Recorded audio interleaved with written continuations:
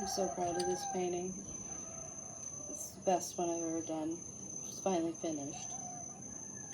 I shared a time lapse, and really pleased with the whole process because it was not easy. It was probably the hardest painting process I've ever been through. There was a lot of doubt and feeling like I wasn't gonna get it right, and I did. So today, Thotha's out doing his walkabout, and I'm thinking if I want to go and see him or not. Little Mimi's right down there. So I just wanted to talk a little bit about how I don't.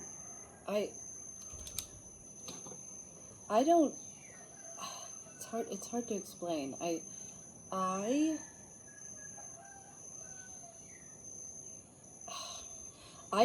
When I trying to think about how to say this, the first thing that comes to my mind is that I don't see myself the way other people see me, right? I don't think any human being sees themselves the way they're perceived by other people. I've always been this way. I've said this forever, but it's true. I've always been this strange person. And I've always been this strange person. I've always been an oddball. I've always been just strange, and I've never really fit in, and I've never really been a part of anything. I've never felt accepted. Well, never say never, because there have been times in which I have, but it's been rare. You know, it's in my life, it's been very rare that I've ever really felt accepted for me. This is distracting me. So the thing that I have been thinking about recently is that I don't see myself the way other people see me, because I've always been this way. I've always been a strange person. But my basis for comparison has always been off as well, because I've always been, I've always been, I was raised in an interesting environment. I was raised in an environment that was different from basically anyone else my age. I was raised in a recording studio, basically. There was a recording studio in the basement of our house, a professional recording studio that my father managed. So from when I was born, and starting around when I was 5, when we moved to Nashville, I was surrounded by musicians all the time. I was surrounded by music. I was surrounded by just constant music. I was always around really advanced, talented, hardworking musicians. My dad was a hardworking studio engineer and a great guitarist. My mother was an amazing singer.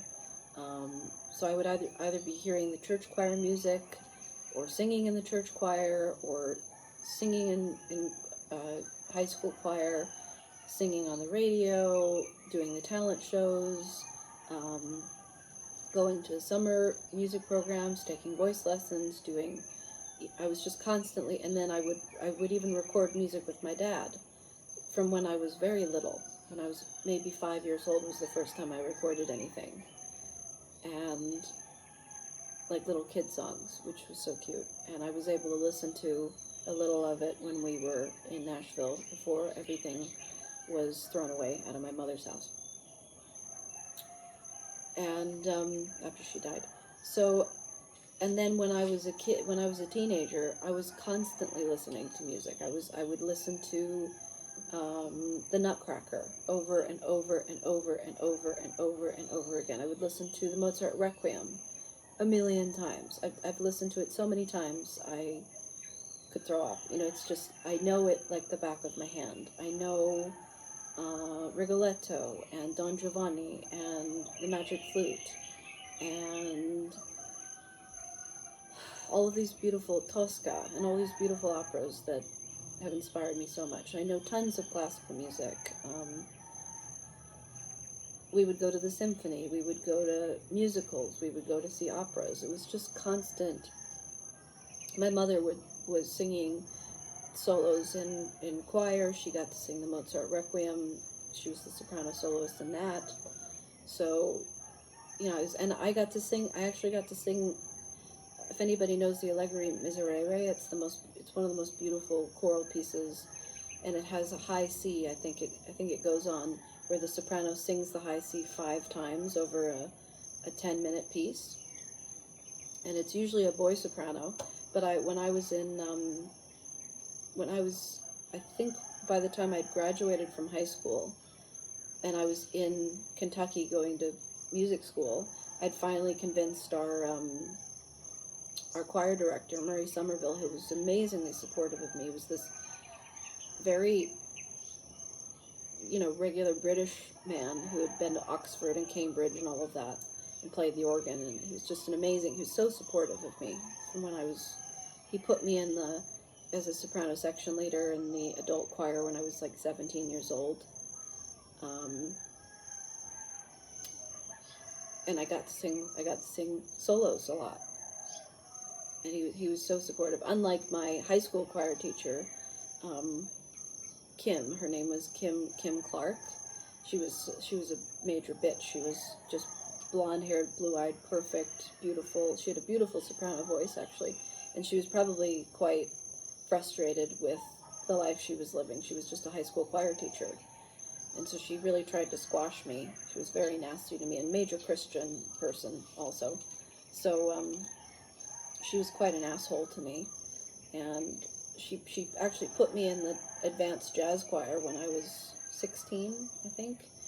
And then she tried to kick me out the next year because she says I wasn't suited for it because my voice is the way it is. But she knew that at the time, and my dad had to fight her, and eventually she had to put me back. But then she had to put me back in the choir, but she made me an alto, and she just squashed me at every opportunity. And I wish I'd been braver and been able to call her out on it. I probably could have gotten her fired with the way she treated me. The last day that my sister and I were in choir class, when we were maybe juniors, because we just quit of our own accord because we were so tired of her, she said, "I only have to deal with you guys for a few more minutes." And she was just an asshole. But she never squashed my spirit. I was so defiant and so, this is just the way I've always been. I had a big ego back then. I was really full of myself, and for good reason. I was the most talented singer and the most interesting, creative person in my school and in Nashville and in Tennessee. And now that I've been all over the world, I see that's true, and it's also all over the world. I'm not just, you know, I'm a unique being in all the world. Not the best singer in all the world, but I'm definitely one of the most underrated, gifted singers. And so is Thoth. I know that, and that's driven me to insanity at times, and it does. So, anyway, all that to say is just, my parents introduced me to very complex music when I was extremely young. I was listening to Steely Dan when I was 10 years old. I memorized every single song. I didn't know what the hell they were talking about because what they were singing about, the lyrics were very cryptic and strange, but the music was just so hauntingly, magnificently complex and weird, and I still love Steely Dan so much. Donald Fagen is one of my favorite singers. He's a singer who's not a singer, kind of, you know, he has this nasally, weird voice that I just love his voice. So, yeah, and I listen, when I've listened to that music recently, I was just blown away by the fact that I was adoring that music when I was 10 years old. We would listen to it in the car on the way to our grandparents' house for Thanksgiving or Christmas, and we were singing along to the music. It wasn't Britney Spears, it wasn't the Spice Girls, it wasn't NSYNC, it was Steely fucking Dan, and it was The Who, and it was Mozart, and it was Verdi, and music really saved my life, for sure, when I was a kid, because growing up in Nashville was nauseating. When we were back there a few years ago selling my mother's house, I learned to appreciate it before we had actually left. I think last year we were there with my aunt, who ended up selling her house too and moving away. But that was the last time I got to actually be in Nashville and appreciate it. And we thought that I would take bike rides around town, and it was beautiful. And I really learned to appreciate my hometown finally. But I'm grateful I didn't choose to actually live there. That was a moment I was thinking of living in my mother's house with my sister, which I'm glad I didn't choose to do. It would have been a nightmare. Anyway, I was just raised. I was raised differently. Even though I lived in Middle America, I remember I was constantly begging my parents to let me go to New York, let me go to Europe, let me just get out of the Middle American bullshit thing, because I just knew that it wasn't for me, and I needed to find my own way and be in my own world. I wanted so desperately to be in New York, and we would go to New York every summer and go see 5-6 shows at once. I think I saw Phantom of the Opera 5 or 6 times in my childhood, and I got to meet the man who played the Phantom, Howard McGillen, because my mother knew him, which was incredible. I got to go backstage and meet him, and it's just an amazing experience. When I was 12, maybe. So, music and Michael Crawford just changed my life when I discovered him, and Steely Dan and The Who and Steve Vai, and so all this music just saved my butt when I was a kid, because I was bullied so horrendously in school. My sister and I were called something really horrific all through high school, all through middle school, all through high school. People made sure we couldn't make friends. They would spread rumors about us, and make any friends we had, they'd tell our friends, and then they'd turn to us and say, "Oh, I can't talk to you anymore because people say you're this or that." People thought my sister and I were lesbians because we were so close. My sister and I were strangely close. Because, of course we were, because we were the only ones we had to kind of bear the horrible treatment that people would throw spitballs at us and on the bus and make fun of us on the bus. We would have our Beanie Babies on the bus and be playing together, and we were very childlike together. And I was in my own world, in my bedroom, my childhood bedroom, which I had to clean the entirety out, everything out, throw everything away in the last couple of years, which was very weird. That was where I was able to escape and be listening to Phantom of the Opera and Music of the Night and Passion and Warfare and all these beautiful albums that that music and stuff showed me that there was something else available in the world besides Middle America, and people just didn't understand me. I'd be dressing up as a clown or as a ballerina or as just as a crazy creative person, walking around with my headphones listening to Steely Dan or Don Giovanni, and looking at my cousin Sam actually would give me scores of these operas, and I would sit there in math class and listen to these operas and pore over the score, and it was just amazing. I was put in the special ed class when I was in high school, probably in middle school too. Even though I wasn't special ed, I just didn't like learning. I didn't care. I knew that all the things I was learning when I was a kid didn't matter. I knew that I didn't need to understand geometry and trigonometry. I knew I didn't need to learn science and history. I enjoyed learning about the Holocaust and all of these horrible atrocities were so fascinating to me. I was always fascinated with the outcast, and I was interested in serial killers and all of these strange. I loved Joseph Merrick, who was a very deformed being who lived a long time ago. He was a real person. he was Anthony Hopkins played the Doctor in The Elephant Man, and who's the person who played the Elephant Man? Can't remember. It's on the tip of my tongue.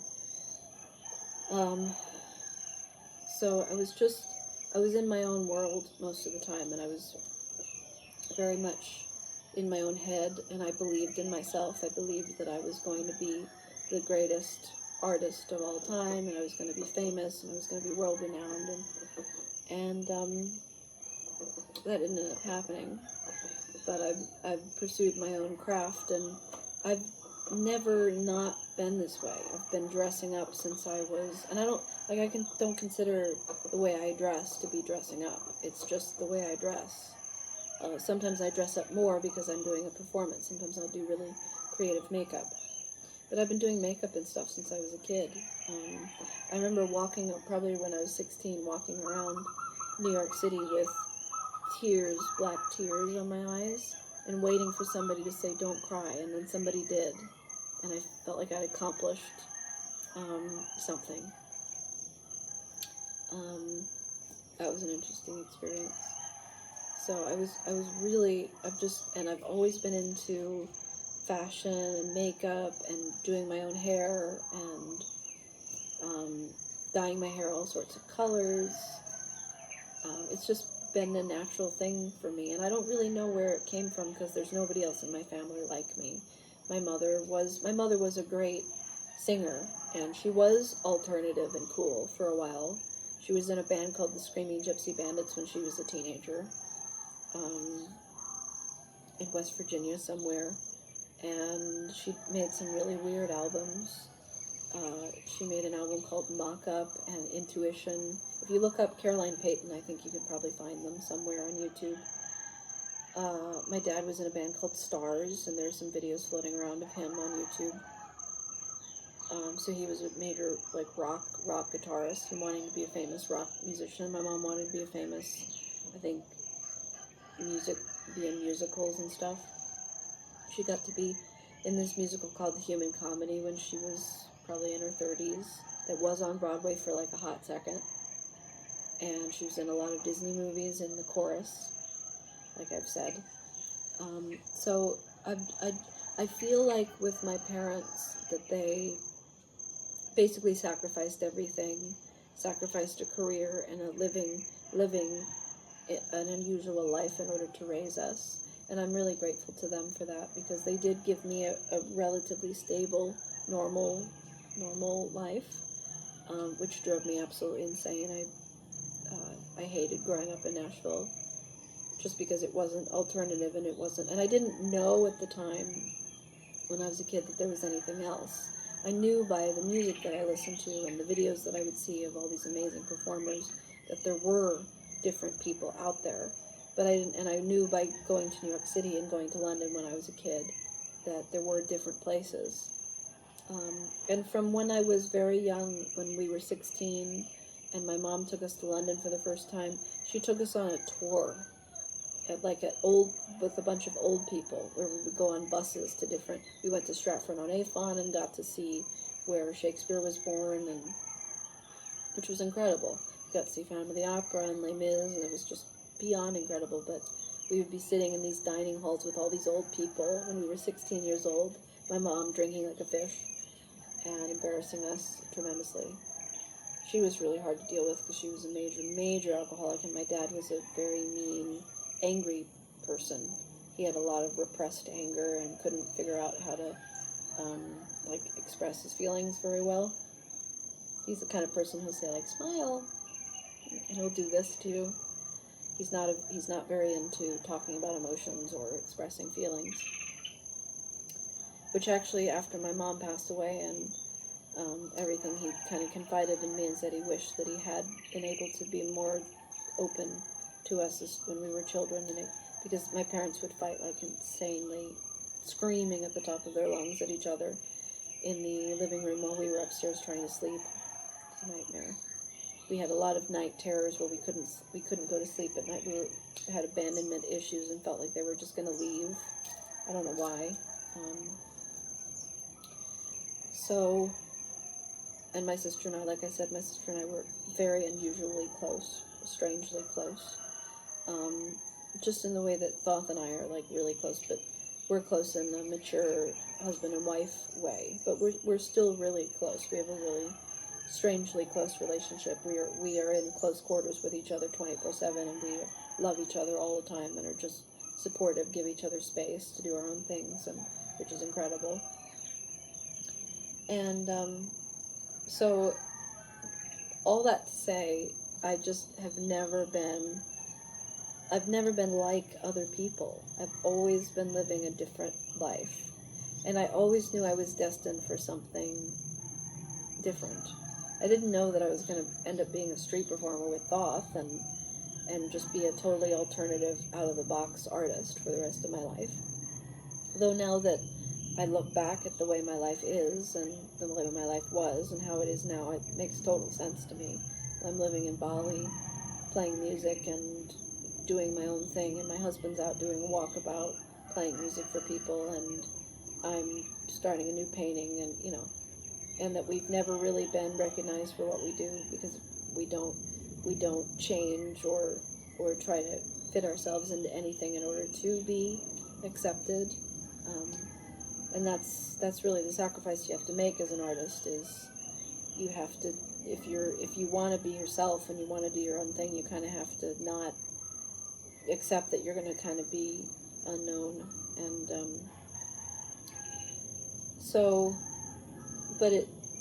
I was looking at some videos the other day.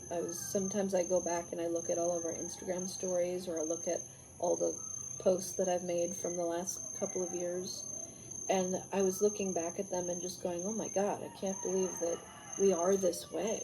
It's just so incredible. And imagining if just in the last 2 years alone, when we've traveled all the way from Mexico to America to Europe to Asia, if we'd had a documentary and if we'd actually had somebody filming us properly, what an amazing documentary that would have been. And I've filmed everything as best I can and have a lot of amazing footage of us, and I have tons of footage on here of us just playing music, making art, being creative, being our fabulous, outrageous, crazy, weird little selves everywhere we go, and not folding in, not compressing ourselves, not stopping ourselves, not being anything less than ourselves, even in places like Istanbul, where it's very, very, very conservative, or Eastern Europe, where we were for a while, where people are very conservative, and Thoth actually got harassed by somebody in public for being himself. Thoth is even more of an iconoclast than me, which is saying something, because I'm a major iconoclast. But we've always been rebels, and I've always been a strange rebel, fighter for freedom and individuality and creative uniqueness, just from existing. It's just always been within me. It's not something I try to do, or I'm actively trying to be weird, or I'm trying to be different, or it's just so naturally the way I am. And I'm very childlike, and even though I'm quite jaded and cynical, I can be, from all the rejection and all of the disappointment I've experienced in my career and in my life. I'm actually naturally quite trusting of people, even though I'm wary of people who talk too much, for example, because we've experienced a lot of people who have said, oh, we're going to do all this for you, and we're going to be your manager, and you're and then they just disappear, don't do anything.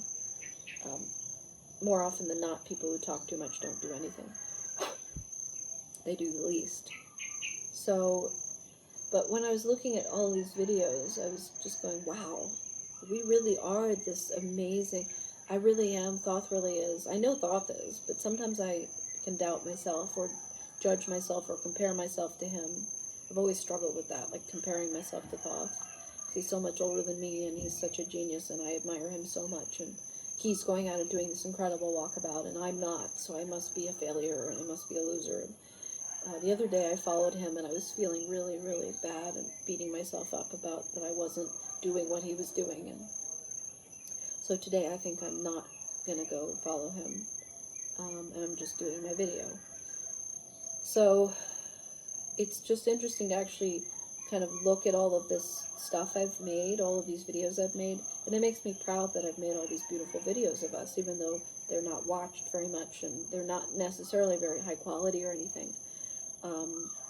But they do document what we've done, and I've done the best I can to document everything that we've done, and it's really amazing to see that every single place we've been, we continue to be original, and we continue to be ourselves, and we continue to do amazing things, and try to make the best of our situations, and we find ways to sing, we find ways to create, and we find ways to continue to express ourselves, even though we know it's not like we have a bunch of people around us who are helping us do this. It's just me and him, and it's when I look back and I realize that's how it's always been. It's the way our life is now is really how it's always been. We are solitary, we keep to ourselves, we spend most of our time at home, drawing, painting, writing, singing, playing music, whatever. The only things that really cause us to go out is when we're going out to get food, or we're going out to play, or to see friends.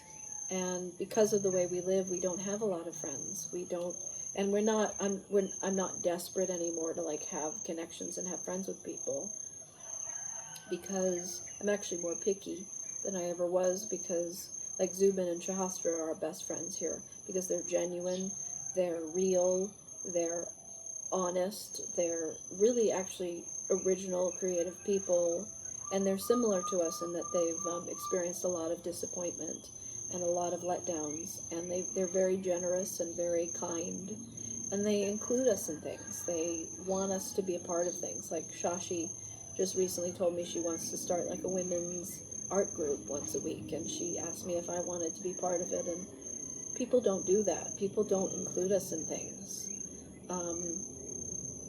I've always wished that people would, but it's just we found ways to continue, and it miraculously somehow we found ways to continue to be ourselves and to do our own thing despite everything, and miraculously somehow we've been put in a position in which we can just live. Now we can just do what we love to do, and do it how we want to do it, and when we want to do it, and where we want to do it, relatively, without needing to prove anything to anybody, without trying to convince people that they should hire us or give us money, or like Thoth goes out 4 days a week and does these beautiful walkabouts for nothing, and he finds so much joy in it. It gives him a lot of stability, and gives me a lot of stability too, because I know that he's happy and stable. I worry about him sometimes because he's out. If I'm not there, I worry if he's okay. But I know where he is, so if I want to go find him, I can. And we're quite isolated relatively. We have neighbors, but we don't. When we go into our own home and we're on our own, we're quiet and we're living quietly. And we have our beautiful little Mimi, who's so sweet and has become just a wonderful little companion. She's sitting underneath my chair. And so I think I can conceptualize of why some people are really amazed by us, and why over the years and decade of time people have called us amazing, and that we're aliens from another dimension, and that what we do is truly unique and special, and never to give up on it, and that our presence and our existence alone is such a gift to other people. Us being ourselves gives other people permission to be themselves, that we truly are unique in the world. There's no one else like us, not like me, not like Thoth, and the fact that we found each other in this world is just beyond amazing. And I think I've said this before, that as I get older, when I was 20 and I met him, there he was, the love of my life. I didn't know at the time that that's what he was, but I I knew it was special when I met him. It was a very special moment, changed my life forever. But I was only 20, and I'd never been with anybody before. I'd never been in a relationship. I always felt like a little outcast weirdo, like I said. So I didn't really relate to anybody when I was young. And I still don't, really. But meeting Thoth and having found him and us getting together and being able to stay together and stay with each other and not give up on each other and help each other and be there for each other, and also allow each other to do our own things and be our own selves and support each other in our own expressions and still be together after 16 years is just, it's so special. Because it's not only that I'm a completely original being in the world, there's no one else like me on the planet, in terms of my talent, my voice, my dedication to my craft, my ability to just stay true to myself and not give up on what I believe in, ever. My discipline to work on things and get better at my art, my singing, my violin playing, all of these things. And then Thoth's just insane devotion to his performance and his death dance and his walkabout and his beautiful self-expressive way of being is just, and the fact that we merge together so beautifully and we sing together so beautifully and we take care of each other so well and we're kind to each other and caring and loving and supportive, and I don't know if when he dies that I'll find anybody else like him. I've kind of come to terms with that I'll probably be on my own for quite a while. I want to be happy when he's gone. I don't want to be forlorn. Sometimes I get into really weird spaces of thinking that I'll be all alone back in the same way that I was alone before I met him. Because those 20 years that I spent without him, I was alone. And I will be alone when he's gone. But you never know. You never know. So I'm just really grateful for him, and I'm grateful for my life.